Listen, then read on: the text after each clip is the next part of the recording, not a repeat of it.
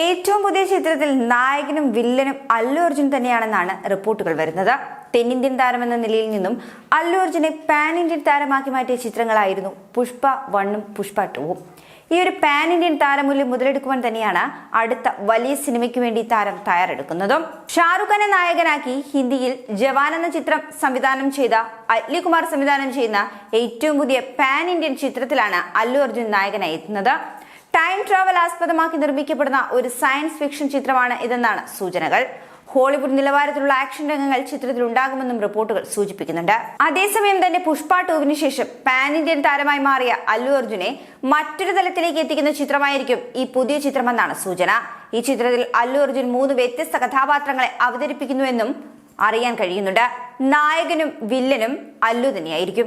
ഇതുകൂടാതെ ഒരു ആനിമേഷൻ കഥാപാത്രമായും അല്ലു പ്രത്യക്ഷപ്പെടുന്നുണ്ട്. 3 വ്യത്യസ്തമായ വേഷങ്ങളിൽ അല്ലു അർജുൻ ഒരു ചിത്രത്തിൽ എത്തുന്നത് ഇത് ആദ്യമായിട്ടാണ്. ഓരോ കഥാപാത്രത്തിനും അനുയോജ്യമായിട്ടുള്ള ബോഡി ട്രാൻസ്ഫോർമേഷൻ, സ്റ്റൈലിംഗ്, ലുക്കുകൾ എന്നിവ ഉണ്ടാക്കിയെടുക്കുവാൻ അല്ലു അർജുൻ കഠിനമായി പരിശീലനം നടത്തുന്നുവെന്നും റിപ്പോർട്ടുകൾ സൂചിപ്പിക്കുന്നുണ്ട്.